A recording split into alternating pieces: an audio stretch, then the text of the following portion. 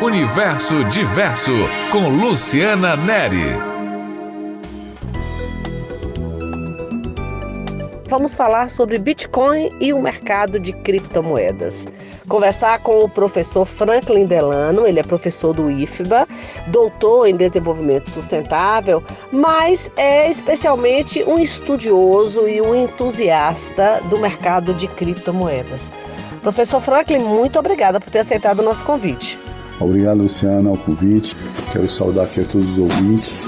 Vamos falar um pouquinho sobre o mercado financeiro e em especial sobre o mercado de criptomoedas. É um mercado que está em plena evolução, em plena ebulição. Nós temos visto aí nos últimos dias aí um interesse muito grande pelo mesmo. Como e por que nasceu esse mercado de criptomoedas, professor Franklin?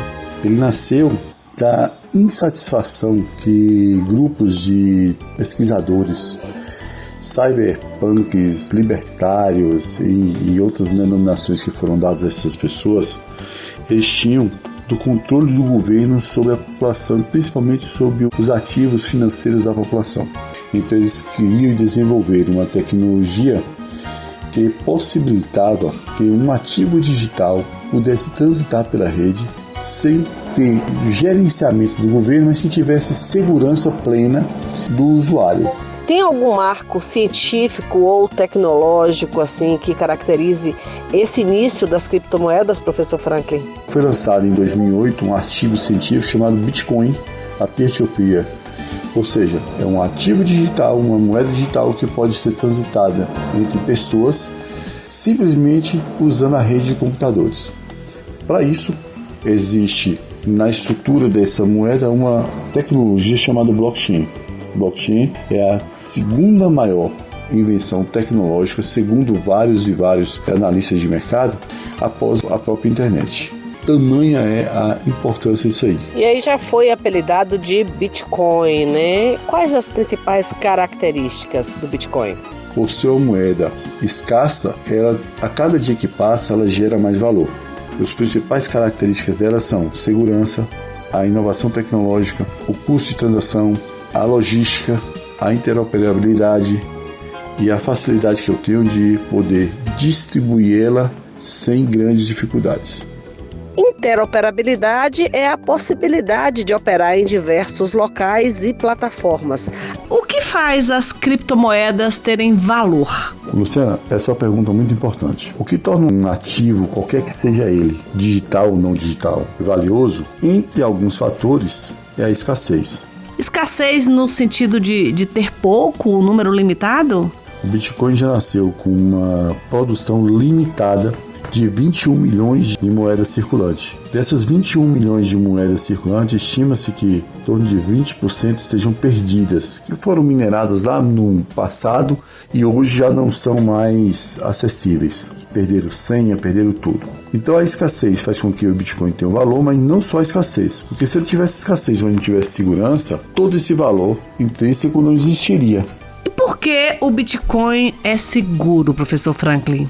Ele é um ativo em que a rede blockchain ela já foi provada inúmeras vezes que não se consegue hackear a mesma, não consegue duplicar o Bitcoin, não consegue roubar o Bitcoin de uma carteira, a não ser que ele saiba qual é a senha daquela carteira. Por quê? Porque na verdade o Bitcoin está gravado não é numa carteira, e sim na blockchain. E o fato de ser rastreável acaba oferecendo mais segurança? A rastreabilidade faz com que também a gente consiga entender o grande mérito do Bitcoin. Imagine o governo, se as contas do governo estivessem na blockchain, a gente conseguiria identificar toda a movimentação financeira que foi feita. Porém, apesar do Bitcoin eu conseguir rastrear, fazer o rastreio das transações, eu não sei quem foi que fez o rastreio das transações. Bom, e você disse que as criptomoedas elas são fáceis de operar em diversos locais. Aspecto de logística, eu consigo colocar o Bitcoin ou criptomoedas, qualquer que seja ela, em uma carteira que é análogo ao que a gente carrega na bolsa, no bolso. É uma carteira digital, você carrega para onde você quiser e você acessa de onde você quiser. E quando você quer enviar, por exemplo, dinheiro daqui para algum lugar, o custo de transação desse dinheiro é muito mais barato. Por quê? Porque como é uma rede descentralizada, ela não passa pelos grandes bancos que cobram taxas e mais taxas de todos nós. Os riscos dos negócios das criptomoedas. Os riscos que estão inerentes ao Bitcoin, à criptomoeda, alguns deles estão também inerentes a qualquer outro negócio que você vai investir. Seja ele um negócio digital, um negócio na bolsa, um negócio tradicional. Então a principal forma de você mitigar esse risco é o conhecimento, a busca do conhecimento. Como gerir aquele risco ali, como você dormir tranquilo. E nos casos aí das criptomoedas especificamente, quais são os principais riscos? A volatilidade da moeda, se o projeto é um projeto bom ou um projeto fake, se você tem uma liquidez no projeto, e aí você tira todo esse risco, ou melhor, reduz esse risco, conhecendo quem é a equipe, qual é a fundamentação teórica daquele ativo, qual é o tokenômico. Tokenômico é a economia do ativo, qual é a economia que é feito, ele é inflacionário, deflacionário, faz sentido, ele tem uso. Bem, mas algumas criptomoedas já apresentaram aí prejuízos para os investidores. Isso já aconteceu, não é? Existem inúmeras, milhares de criptomoedas que foram criadas só para dar golpe, tá certo? Mas assim como milhares de negócios foram feitos para dar golpe. Como é que você evita o golpe? Você evita tendo conhecimento. Essa é a base de tudo. Você consegue fazer investimentos em criptomoeda a partir de R$100, R$50 se você quiser, você faz. Então vai depender de quanto é que você está disposto a investir e principalmente dormir tranquilo com aquele investimento, sabendo que ele pode ter uma volatilidade de mercado. Ou seja, como em qualquer outro investimento, é preciso um conhecimento a respeito do mercado. Por que o senhor acha que o mercado das criptomoedas, especialmente o Bitcoin, vai continuar crescendo? Essa pergunta aí é fácil de resolver. É o seguinte, imagine que você tem um ativo que o mundo esteja buscando por ele. Então, há um tempo atrás, existia um preconceito com relação ao Bitcoin. Grandes empresas, fundos de financeiros que trabalham aí com milhões, bilhões, trilhões de dólares, eles não queriam nem saber do Bitcoin. Esses fundos entraram com um processo na SEC, que é, vamos falar, Secretaria Econômica Americana, um órgão principal que é o Fed, né? Entraram na SEC lá e solicitaram ETF de Bitcoin, que são fundos financeiros para se operar Bitcoin. E conseguiram? E se sim, qual foi a motivação? Recentemente agora foi aprovado e já está em curso o ETF de Ethereum também, que é a segunda maior criptomoeda.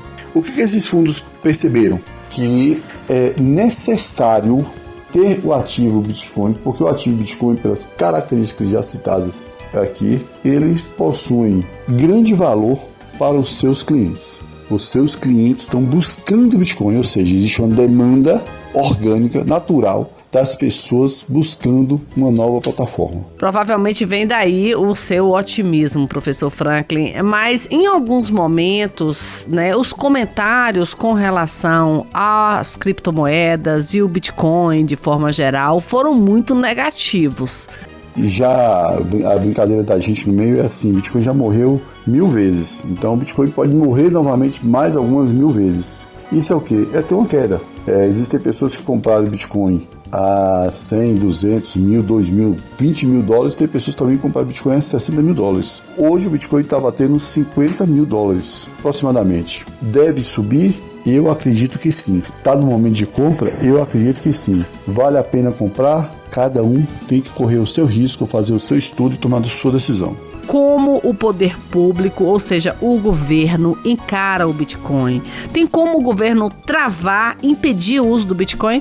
O governo não tem como travar o uso do Bitcoin. Para travar o uso do Bitcoin, tem que travar o uso da internet. Então, só por isso aí a gente já descarta essa possibilidade. O governo não vê o Bitcoin como um ativo fraudulento. A maior prova disso é que o Bitcoin e as criptomoedas já são declaráveis em imposto de renda. E isso vale dizer que é no Brasil, vale dizer também que é nos Estados Unidos. E isso por lá, pelos Estados Unidos, já está mais natural e mais aceitável, né, professor? O FBI e o governo americano possuem posse de mais de 250 mil bitcoins em seu poder. Isso prova também que, e ele desfaz isso, tá? Ele tem poder e ele vende para o mercado. Então, a maior prova de legalidade do Bitcoin é do governo ter em seu poder, fazer uso disso, eventualmente eles vendem, fazem leilão do Bitcoin, e além disso eles aceitam, né, atuam no imposto de renda lá e foi autorizado pelo próprio Banco Federal. Então tudo isso aí comprova a legalidade do processo. Bem, mas a regulamentação completa, no caso do Brasil, ainda não aconteceu, não é? A regulamentação ela está ocorrendo, a passos até um pouco lentos, mas está ocorrendo. Um grande avanço que houve foi podermos declarar imposto de renda nos seus ativos digitais, que antes nem isso podiam. Então, à medida que vai passando, novas leis vão sendo feitas. Não adianta querer apertar demais um produto, um serviço que pode ser feito pela internet em qualquer lugar do mundo. O governo também tem ciência disso. E prova disso é que o governo está também lançando o seu real digital, que, segundo informações, poderá sair ainda esse ano. Muito obrigada, professor Franklin.